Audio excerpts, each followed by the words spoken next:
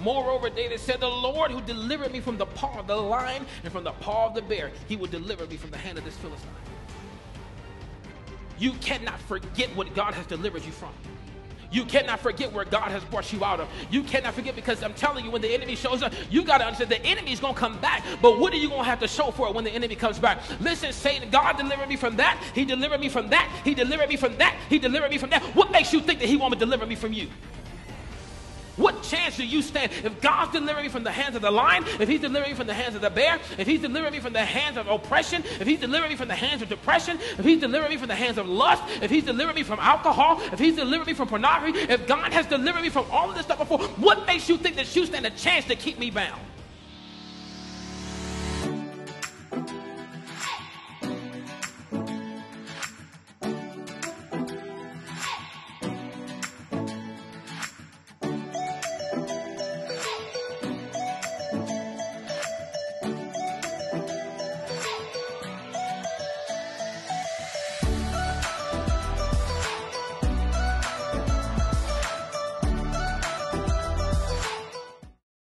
And so Genesis chapter 1, verse 1 out of the New King James Version, it says this: in the beginning, God created the heavens and the earth. The earth was without form and void, and darkness was on the face of the deep. And the Spirit of God was hovering over the face of the waters. Verse 3, then God said, let there be light, and there was light. And God saw the light, that it was good, and God divided the light from the darkness. God called the light day, and the darkness he called night. So the evening and the morning were the first day. Let's actually drop down to verse 24. I'm not going to read the whole thing. You can go back and read all of God's creations on your own time.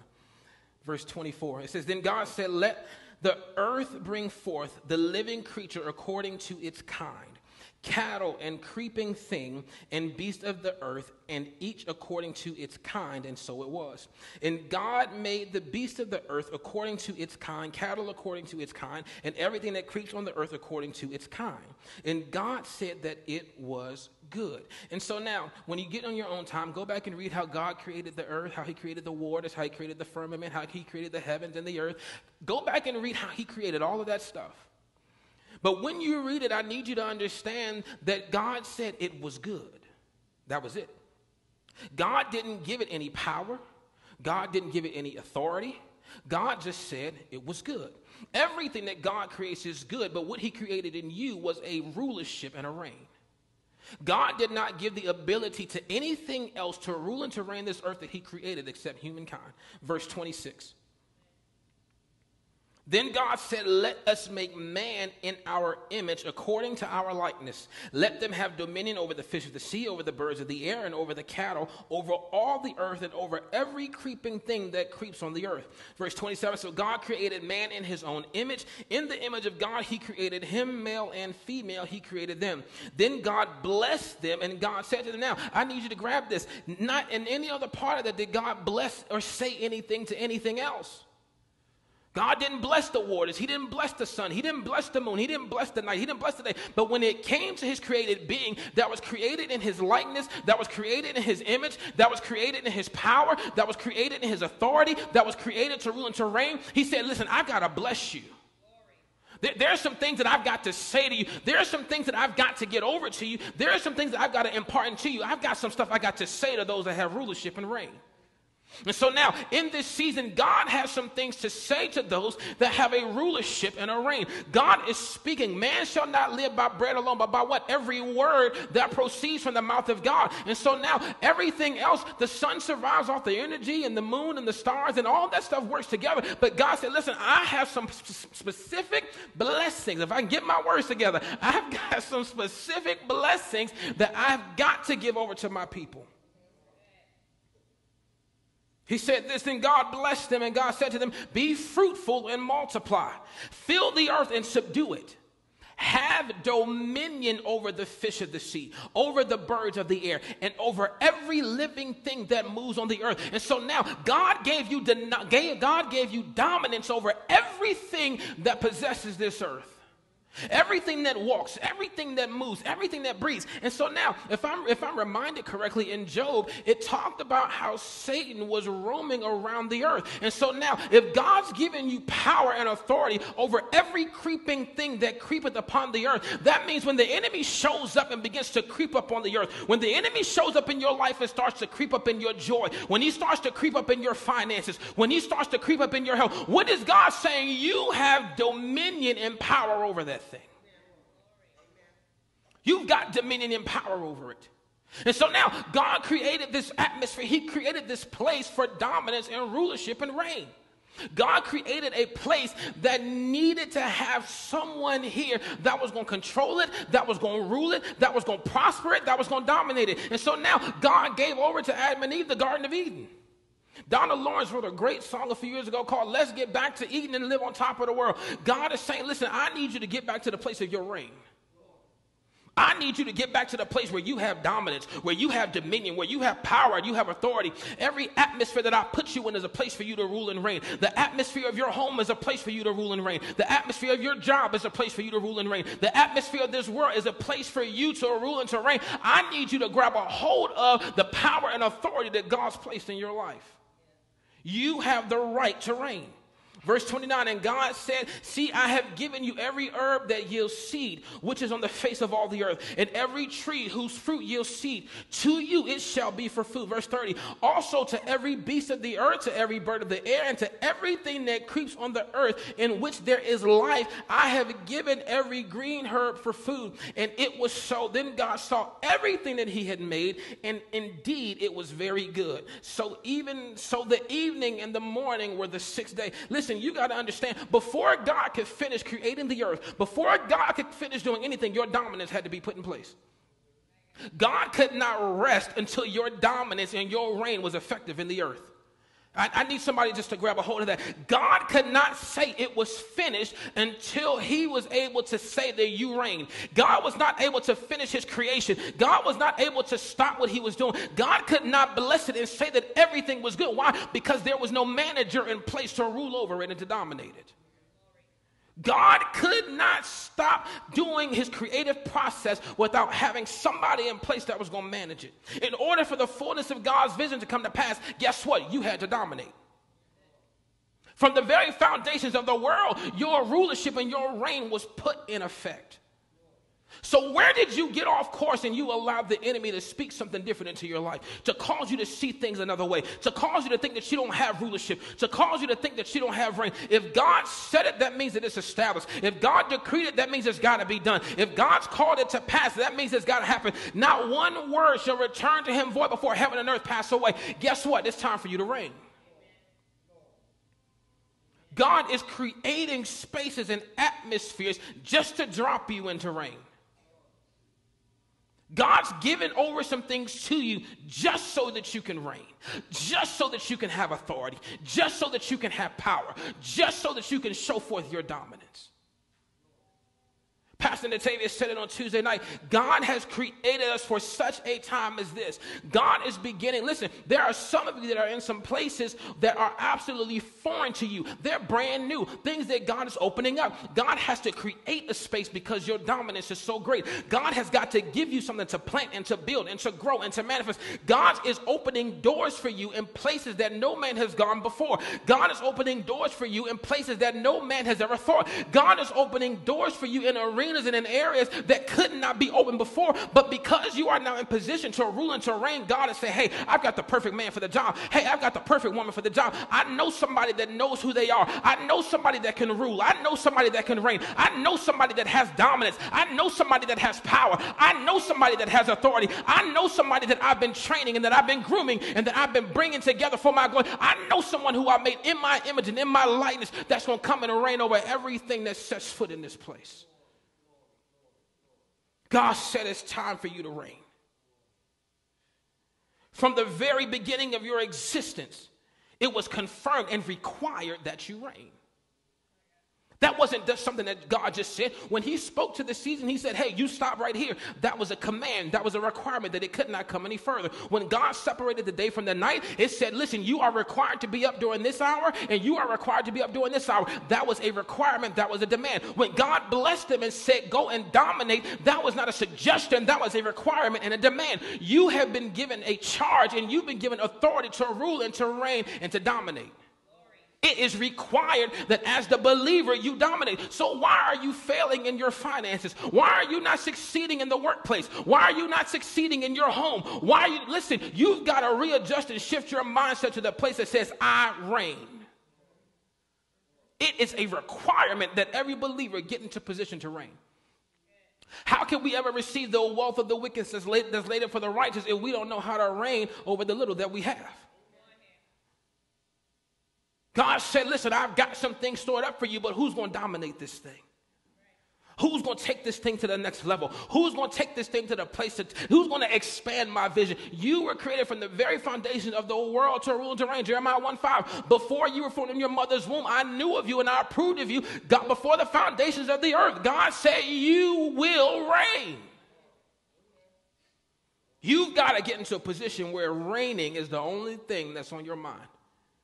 You're not worried about what the enemy's trying to do. You're not worried about all hell breaking loose around you. Why? Because you got control over hell. You got control over all the water that's trying to rise up around you. You got control over everything that's trying to rise up in your marriage. You got control over everything that tries to rise up in your health. You got control over everything that tries to rise up in your finances. Why? Because God didn't say you just dominate over the birds. He said, listen, you dominate over the birds of the air, the fish of the sea.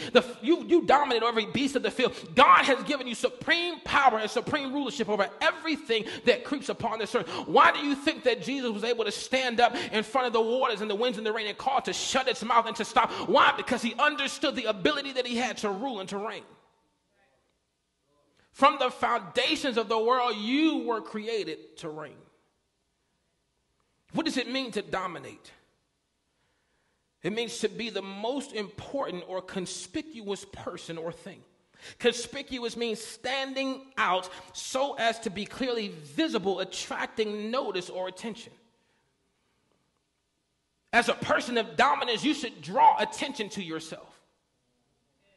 As a person of dominance, you should be attracting attention to you. People should be trying to figure out, listen, there's just something on your life that I've got to be connected to you. There's just something about you. There's something about the way that you walk. There's something about the way that you talk. There's something about your presence and your aura. There's something that's powerful about it. I'll never forget, I walked into a business one day to go see the CEO and his partner. And I walked in, and I didn't see the CEO. I went and saw the CFO. And when I went to go speak to him, I said, hey, how are you? We talked for a minute. And I walked back to the office of the CEO, and he said, wait a minute. When you walked in, I didn't know who was here, but I just felt a power. I just felt some type of presence that just showed up in this place. I felt the atmosphere change because you showed up. Listen, every situation, every problem, every time you open your eyes and wake up, everything that you're facing should say, you know what? Something in the atmosphere just changed because power just showed up. Everything in this workplace, something just shifted. Why? Because power showed up. Every time you log into your online banking, it should say, wait a minute, I've got to get myself together. I know there's some overdraft fees here. I know it's in the negative. I need to get myself in alignment because power just showed up in this place. Every time you show up to a doctor's office, they gotta begin to say, listen, there's power that just showed up in this place. I don't know what happened. I don't know what it was. The doctor should not even be able to get himself together to utter the words of that negative report. Why? Because the power of God has shown up so strong and dominating in that place. Everything that you face has to become subservient to your dominance. The moment you walk in the house, your husband got to get in line. He got to act right. The moment you walk in the house, your wife, she got to act right. Because there's a power that done showed up. The moment that you walk into that place, your children, they got to get in line because they understand that their atmosphere was just shifted because a presence of dominance just showed up.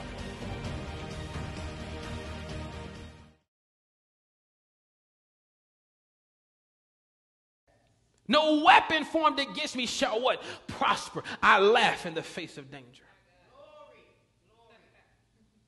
I laugh in the face of danger. You got to understand, David was such a little boy that when he began to put on the armor that they thought that he was going to need, he was falling over and he could barely walk. He said, get this stuff up off of me. I can't go with this. Listen, I have the peace of God. I have the favor of God. I've got some people that are behind me. I've got a greater army. I've got a greater shield than anything I can put on this body. I've got everything that I need to whoop your behind. I'm telling you, you got to laugh in the face of danger. So Saul clothed David with his armor. I skipped ahead. And he put a bronze helmet on his head. He also clothed him with a coat of mail. David fastened his sword to his armor, and he tried to walk, for he had not tested them. And David said to Saul, I can now walk with these, for I have not tested them. So David took them off. Verse 40, then he took his staff in his hand, and he chose for himself 5 smooth stones from the brook. Now, this staff is the same staff that he used when he was out there fighting the lion and the bear. What is the significance of that? You got to use the same tools before that you used to defeat the enemy to defeat him again. You cannot go through something and think that this is just enough. I ain't got to use it no more. I can put that on the shelf. God is saying, no, don't stop doing what you did to get to where you are, because the same thing that you did back then is going to be the same thing that's going to bring you through this time here. God said, I'm the same yesterday, today, and forevermore. The same tools that you used 20 years ago to defeat that thing is the same thing that you're going to use now to get over and to defeat the enemy. The same thing that you used last season is the very thing that you're going to need in this season. The same thing that you used yesterday is the same thing that you're going to need today. Stop trying all this new age stuff. They have not been tested. He said, I can't walk with this stuff. I have not tested this in battle. I know something. I know someone. I know a name that's greater than any name that's been tested in battle and that has won. You've got to begin to laugh in the face of danger. Then he took his staff in his hand, and he chose for himself 5 small stones from the brook and put them in a shepherd's bag, in a pouch which he had, and his sling was in his hand. And he drew near to the Philistine. So the Philistine came and began drawing near to David, and the man who bore the shield went before him. And when the Philistine looked about and saw David, he disdained him, for he was only a youth, ruddy and good looking. So the Philistine said to David, am I a dog that you come to me with sticks? Oh, I got to break this down. Listen, it said that Goliath showed up with all the armor, the very things that David threw away.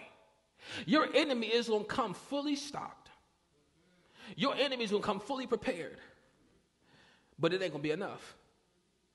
The very thing, listen, the very thing that the enemy is trying to bring to you, just as it hadn't been tested for David, it hasn't been tested for Goliath neither, because it has not come against the power of God. There is nothing that the enemy can present before you that can cause you to think that it's going to prosper, because no weapon formed against you will prosper. Nothing that the enemy tries to build to protect itself from the things that God is getting ready to do, to protect himself from the hell fury that God is getting ready to rain down. There is nothing that the enemy is going to be able to use to protect himself. God said, listen, I've got something that you ain't seen yet. Eyes have not seen, nor ear heard, neither has it entered into the heart of man what's getting ready to happen. God said, I'm getting ready to put some things into your hands that's going to look like they're nothing more than sticks to man, no more than sticks to the enemy, but they are going to be powerful, mighty arrows in my hand. I'm telling you, I'm getting ready to put some things, some tools into your hand that's going to completely destroy everything that the kingdom of hell is trying to do. Stop looking at what the enemy has. Your faith cannot survive based off of what you see. Just because you see the enemy with all the armor, just because you see the enemy with all the weapons, just because you see the enemy with all the gear,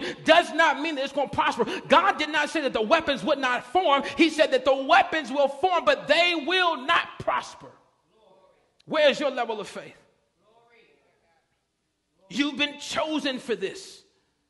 Stop looking at the fact that the enemy's messed with your finances. Fine, that's great. Do what you got to do. I know somebody that's greater. I got a stone that's going to combat that. The enemy's trying to mess with your family. There's a stone to combat that. I have tools. I've got some things. listen, you better go ask that lion and that bear about me. I've got some things. Oh, I got to get through this. Hallelujah. I'm running out of time. Hallelujah.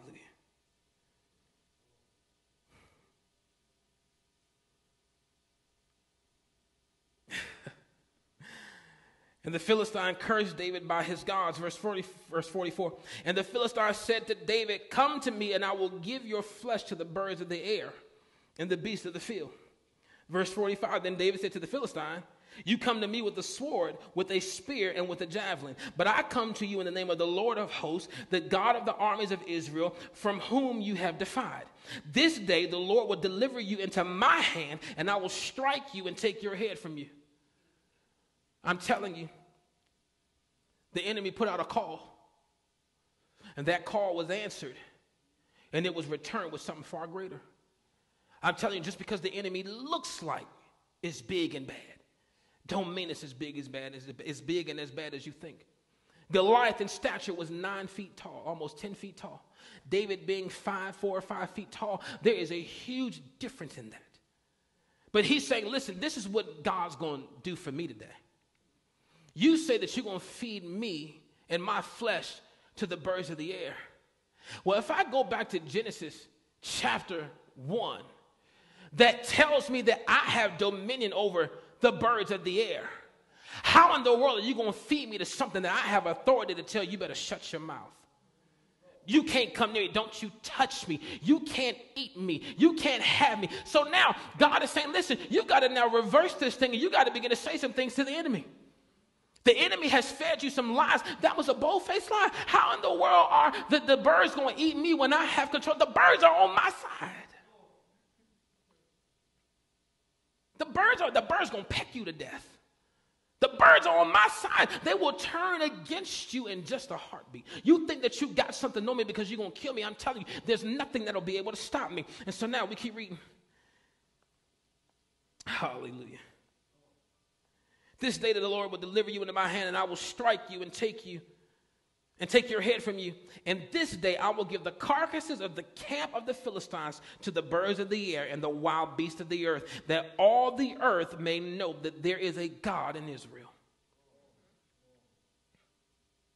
God had to take it a step further. See, the only thing that Goliath could think about was what was standing in front of him. I'm going to give your carcass and I'm going to give your flesh to the birds. But God said, I'm going to give the Philistines over to the beasts of the field, to the birds of the air. God didn't just stop at that one spot. God said, I've given you dominance. I've given you authority. I've given you reign. Why are you just stopping at the one thing when I've given you rulership over everything? God said, listen, Goliath, the enemy, it's not just enough to take out this one. I have the power to take out all. You think that God is trying to give you just this little bitty corner office? God said, I want to give you the whole company. You think that God is just trying to give you a room in a house? God said, I want to give you the whole village. God saying, you know what? You just want a paycheck and a few overtime hours every week. God said, I want to give you the bank. I want to give you all the money. I've got some things that I want for you. The enemy's trying to demean you. He's trying to denounce you from what I said belongs to you. You've got to get into a position where you stand up and say, you know what? You may try to take me up, but God said, all you and all your people are about to be given over to the hand. Hallelujah. Verse 47, then all this assembly shall know that the Lord does not save with sword and spear, for the battle is the Lord's, and he will give you into our hands. So it was when the Philistine arose and came and drew near to meet David, that David hurried and ran toward the army to meet the Philistine. Then David put his hand in his bag and took out a stone, and he slung it and struck the Philistine in his forehead, so that the stone sank into his forehead, and he fell on his face to the earth. Verse 50, so David prevailed over the Philistine with a sling and a stone, and struck the Philistine and killed him. But there was no sword in the hand of David. Therefore David ran and stood over the Philistine, took his sword and drew it out of his sheath and killed him and cut off his head with it. God is going to give you the very things that the enemy is trying to take you out with. They're going to have to run from the very same things, the very same plots, the very same attacks, the very same weapons that were formed. The reason why they're not going to prosper against you is because God is giving them into your hands for you to go and take out the enemy. The enemy is doing half the work for you. The enemy is doing half the work for you. God said, you're worried about trying to create something. I've got people that'll create that for you. You should be happy when the enemy shows up because they're about to deliver something into your hand. You should be happy when the enemy shows up because the very things, no weapon that is formed against you will prosper. But guess what? It's going to be given over into your hands for you to be able to go out and take out that same enemy. Jesus. Pastor Natavia, she said she's been saying this the last few times that she's prayed before service is open, and she'll say, God, the same thing that the enemy tries to bring unto us, Father, we think that that same thing he'll have to run from. If he brings fear to my life, I think that he'll have to run from that same fear. If he tries to bring this to my life, I think that they'll have to run from that same thing. The very things that the enemy is trying to take you out with, God is saying, don't fret, don't worry. Use the tools that I've given you. You go and take them out, then you take their own weapons and you kill them with it. You cut. He said he didn't have a sword. You're worried about the things that you don't have. God said, I'm going to give you your daily bread, right? So that means when David showed up without a sword, the very things that were trying to be given over to him by man, he said, no, I can't take that because that hasn't been tested. I can't take that because I don't need it. God said, I'm going to give you your daily bread. So when he showed up to that battle and he killed Goliath, God said, there's your sword right there. Go ahead and pick it up and do what you got to do. Take it out of the hands of the enemy. Take it out of the enemy's army. Take it out of the enemy's camp, and now go do what you got to do. Fulfill my word. Fulfill my law. The enemy's not going to be able to stop you. And when the Philistines saw that their champion was dead, they fled.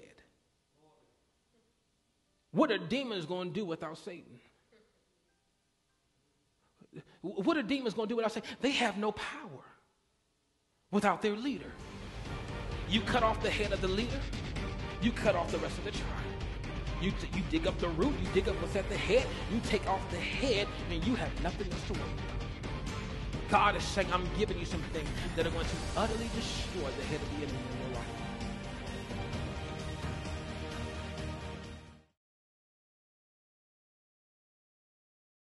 If you would like to become a partner of Connecting Church, you can do so as well by going to the website.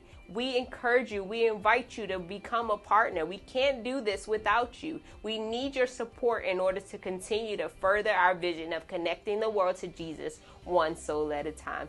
Thank you so much. I appreciate you for watching. We love you guys. We're always praying for you guys, and we will see you next week.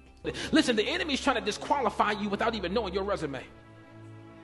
The enemy's trying to disqualify you without even knowing what you fought and what you've been through. The enemy's trying to disqualify you before he even knows everything that you did, everything that you had to fight. He's saying, listen, you're telling me I'm just a man of youth. I'm just a man of youth. And you talking about this guy that's supposed to be so great, so big. You don't understand that when I was in my father's pasture, just herding the sheep, when a lion or a bear would come, I would be the one that would go out there and kill it. And when it came up against me again, I would grab it by the beard, I would toss it to the ground, and I would handle it. He showed forth his dominance. The enemy is trying to remove the dominance and the reign that you have in your life, but you've got to begin to remind the enemy, listen, you're trying to come up against me when you don't even know where I've been. You don't know what I've been through. You don't know what I have in my arsenal. You don't know what I have on my resume. You don't know what I have in my past. You don't know that I will take you and I will destroy you.